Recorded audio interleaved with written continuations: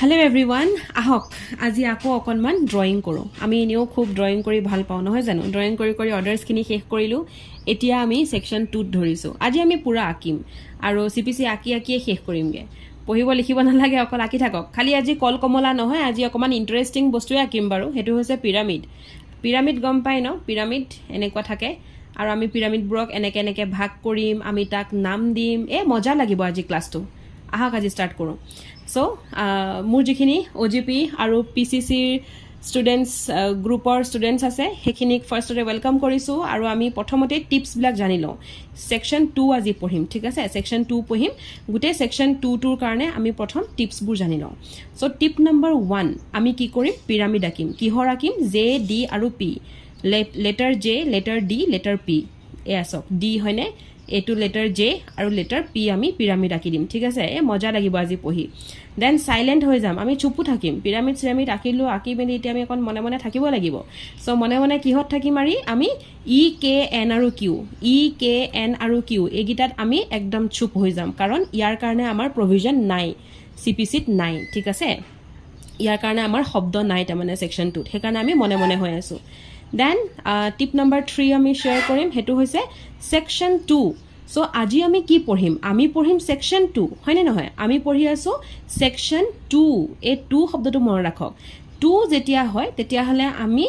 Andy কৰিম যেতিয়া পঢ়িম সেকশন 2 গতিকে সেকশন 2 টো শেষ হ'ব দুটা ওয়াৰ্ডৰে দুটা শব্দৰে শেষ হ'ব অফ দা সেম অ্যালফাবেট একেটা alphabet means A B C D E F এনেকৈ কোনোবা এটা ঠিক আছে एग्जांपल মই দি দিছো একদম শেষলে চক শেষত আমাৰ S অ্যালফাবেটেৰে দুটা ওয়াৰ্ড লৈছে দেখিছে টু ওয়াৰ্ডস শেষ হৈ গৈছে ঠিক আছে সো সেকশন 2 শেষ হয় with two words section 2 ends with two words of the same alphabet the alphabet is S ঠিক আছে now starts with the name of the first word of the paper এতিয়া আমি চাব লাগিব যে name of the first word of the paper খনৰ নামটো কি পেপাৰ খনৰ নামটো হৈছে code of civil procedure এই পেপাৰ খনৰ ফাৰ্স্ট ওয়াৰ্ডৰ কথা কৈছে ন ফাৰ্স্ট ওয়াৰ্ডটো কোনটো code so starts with তাৰ মানে section 2 টো কিহেৰে স্টাৰ্ট হয় section 2 টো এটা শব্দৰে স্টাৰ্ট হয় সেই শব্দটো হৈছে the first letter of the name of the paper which is called code okay codeৰে আমাৰ স্টাৰ্ট হৈছে আহক এতিয়া মজ্জাকে পঢ়ো ইন্টাৰেষ্টিং লাগিব আজি গম পাইনে okay so section 2 clause 1 Section 2 clause 1 starts with the name of the paper which is code of civil procedure tare first letter to which is called code section 2 clause 1 ot ki ase code mane ki rules yat rules or kotha koy okay now etia ami C ahil so etia ami ABCD ke pohi jam de ABCD EF gutekhini pohim khali E K N aru Q egita ami no pohu karon egitar upor shobdo nai amar হেকানে E K N Q নপঢ়ো বাকি ABCD একদম পঢ়ি যাম আৰু সিধা আজি একেবাৰে সৰু বাচ্চা আমি ওকে সো C হৈ গল C এর পিছত আহি যায় কি D হয়নে A B C D আহি যায় সো A B টো নাই কাৰণ কোডৰ পৰা স্টাৰ্ট হৈছে D ৰ আমি কি আকিম J D P সো D ৰাকিম পিৰামিড কাটি দিও এটো পিৰামিডটো আকো আহক পিৰামিডটো আকি ললো আকি ডিক্ৰী তাৰ পিছতে ডিক্ৰী হোল্ডাৰ তাৰ পিছতে ডিস্ট্ৰিক্ট মনত ৰাখিব D পৰাই তিনটা হয় কিন্তু এটো D E তাৰ পিছত D I কাৰণ I টো E ৰ পিছত আহে ইতকে আইটো পিছত আহে ন গতিকে এটো পিছত হৈছে এতিয়া এটা কথা দে এনেকে কিন্তু আকি পেলাই বেলেগ পেপাৰ নপঢ়িব যদি আপোনালোকে এনেকে আকি পেলাই IPC CRPC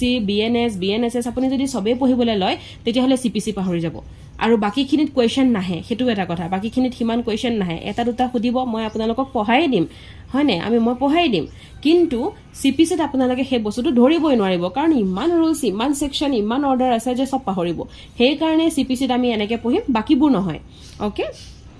however CPC মানে হৈছে ড্ৰয়িং নট মানে ড্ৰয়িংতকে ওপৰ একোৱে নাই ইয়াত গুটে পেপাৰখন ড্ৰয়িং কৰোতে চাব কোনোবা দিন পুতুককে শেষ হৈ থাকিলে so however okay now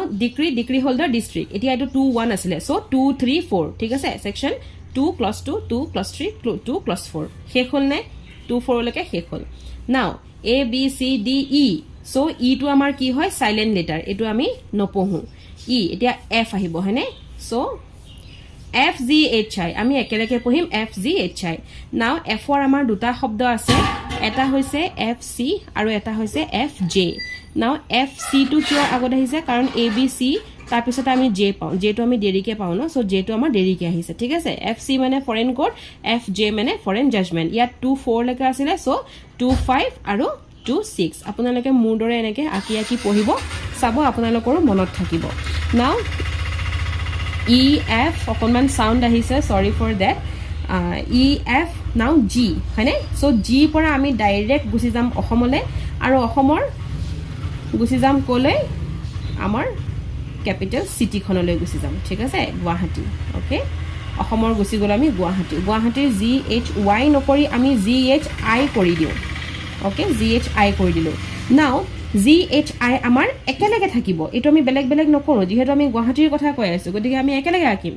F C F জেৰ পিছত জি এইচ আই জিৰ পৰা গভৰ্ণমেণ্ট লিডাৰ এইচৰ পৰা হাইকোৰ্ট আইৰ পৰা ইণ্ডিয়া চ' 6লৈকে আঁকিলোঁ নাও 7 এতিয়া এইকেইটা একেলগে আছে চ' 8 9 নহ'ব সেইকাৰণে 7 7A 7B অ'কে একেলগে আছে কাৰণে আমি 7 8 9 নহয় 7 7A 7B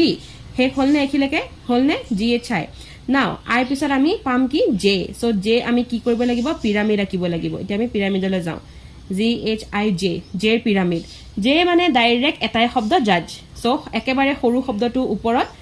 মজলীয়া শব্দটো মাজত ডাঙৰ শব্দটো পিছত চ' এতিয়া অথনি পালোঁ 7 লৈকে হয়নে এতিয়া আমি 8 9 10 তিনিটা আমি পাই গ'লোঁ ডেট ইজ 8 9 and 10 হ'ল বুজি পালে মানে সেকশন 2 ক্লজ 8ত কি আছে জাজ 2 ক্লজ 9ত কি আছে জাজমেণ্ট 2 ক্লজ 10ত কি আছে জাজমেণ্ট ডেটাৰ এইবিলাক সৰুৰ পৰা ডাঙৰলৈকে শব্দকেইটা লিখিব হ'ল আৰু এইটোতো সেমে আছিলে আমি ডিগ্ৰী লিখিলে সৰুটো লিখিলোঁ তাৰপিছত ডাঙৰটো লিখিলোঁ কিন্তু এইটো পিছত আছে কাৰণে আইটো পিছত আছে কাৰণে পিছত লিখিছোঁ এতিয়া ই এফ জি এইচ আই জে এতিয়া কে আহিব কেটো আমাৰ চাইলেণ্ট লেটাৰ হয় চক ওপৰত মই দি থৈছোঁ কে ইজ চাইলেণ্ট চ' কে আমি নাকো জে কে এল এতিয়া ডাইৰেক্ট এললৈ আহি গ'ল এলৰ পৰা লিগেল ৰিপ্ৰেজেণ্টেটিভ এমৰ পৰা মিন প্ৰফিট এমৰ পৰা দুটা আছে দেই মিন প্ৰফিট আৰু মুভেবল প্ৰপাৰ্টি চ' এমও মুভেবল প্ৰপাৰ্টি আৰু এম